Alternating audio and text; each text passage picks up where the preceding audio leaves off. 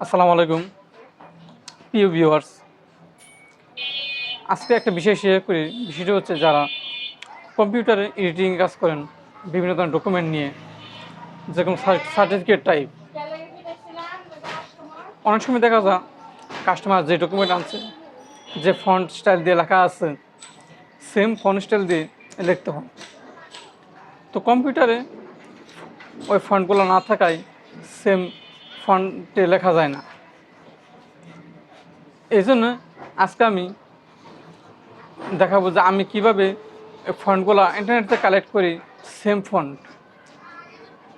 তো এই বিষয়টা আমি পুরো ভিডিওতে দেখাবো। তো কম্পিউটার স্ক্রিনে যাওয়ার আগে আপনি যদি আমার চ্যানেলে নতুন দর্শক হয়ে থাকেন, অবশ্যই চ্যানেলটা সাবস্ক্রাইব করে পাশে থাকা বেল আইকনটা বাজিয়ে দেবেন। এত করে নতুন ভিডিও দিলে আপনি সহজে দেখতে পাবেন। হ্যাঁ, আর যারা পুরাতন দর্শক আছেন বা আগে থেকে সাবস্ক্রাইব করে আছেন, অবশ্যই ভিডিওটা লাইক এবং কমেন্ট করে দেবেন। আর যদি গুরুত্বপূর্ণ মনে করেন অবশ্যই শেয়ার করবেন। চলুন শুরু করি বিস্তারিত ভিডিও। ডেস্কটপ স্ক্রিনে আসার পর আমি আগে থেকেই ফটোশপ ওপেন করে রাখছিলাম। ফটোশপে একটা ডকুমেন্ট ওপেন করে রাখছিলাম, যেই লেখাটা আমি বা ফন্ট আমি ইন্টারনেটে ডাউনলোড করব সেটা আমি ক্রপ করে নিলাম এবং আরেকটা আর্টবোর্ডে পেস্ট করে নিলাম। এরপর সেভ করব ডেস্কটপে। ডেস্কটপ সেভ করার জন্য ডেস্কটপ সিলেক্ট করে নেব যাতে আমি সহজে খুঁজে পাই। এখানে ফন্ট ফাইন্ড নামে আমি সেভ করব। সেভ হয়ে গেলে ফটোশপ মিনিমাইজ করে চলে যাব ক্রোম ব্রাউজারে।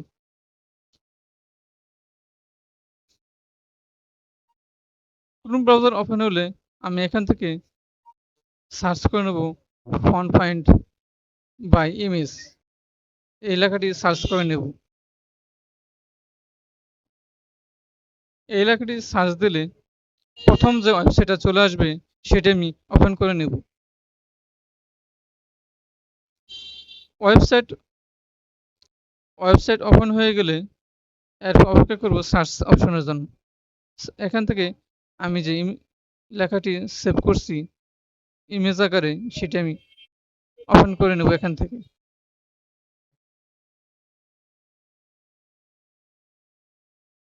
এটি ওপেন হয়ে গেলে একটু অপেক্ষা করতে হবে অ্যানালাইজ হওয়ার জন্য। এরপর আইডেন্টিফাই ক্লিক করতে হবে। Identify font. আইডেন্টিফাই ফন্টে ক্লিক করার পর একটু অপেক্ষা করতে হবে আমার কাঙ্ক্ষিত ফন্টের জন্য।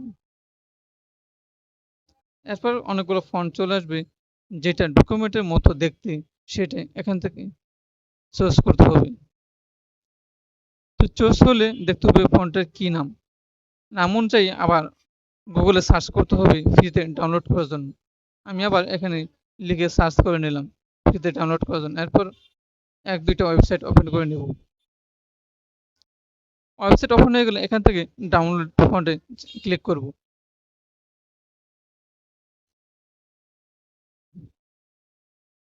ডাউনলোড ফন্টে ক্লিক করলাম। এরপর একটু সময় অপেক্ষা করতে হবে। যেহেতু ডাউনলোড হইতেছে না সেক্ষেত্রে ম্যানুয়ালি আবার ক্লিক করতে হবে।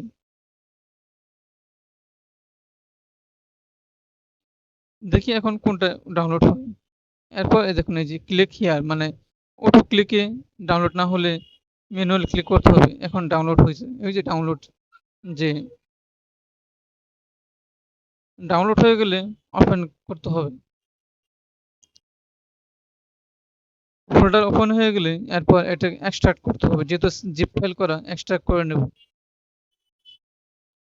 এক্সট্রাক্ট হয়ে গেলে ফোল্ডার ওপেন করে যে কাঙ্ক্ষিত ফন্ট আছে এটা আমি ইনস্টল করে দেবো। ইনস্টল করতে হবে ইনস্টল ফর অল ইউজার। এভাবে করলে আপনি যদি ফটোশপ বা ইলাস্ট্রেটর ওপেন থাকে এরপরেও ফন্টে কাজ করা যাবে। আবার ফটোশপে চলে আসলাম। এরপর যে কাঙ্ক্ষিত লেখাটি আছে এটি আমি লিখে চেক করব যে ফন্টটি ঠিক আছে কিনা। এখান থেকে টাইপ টুলে ক্লিক করে আমি এখানে 30 লিখব।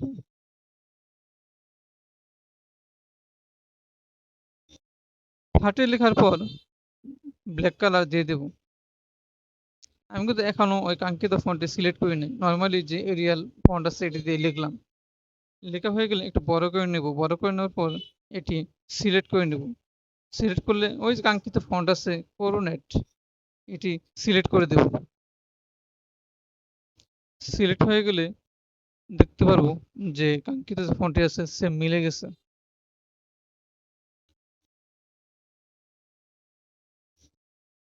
এইভাবেই ফন্ট মিলে নেট থেকে ডাউনলোড করতে হয় প্রদত্ত ডকুমেন্টের জন্য। একদম মিলে গেছে।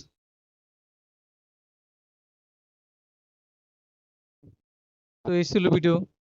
ধন্যবাদ।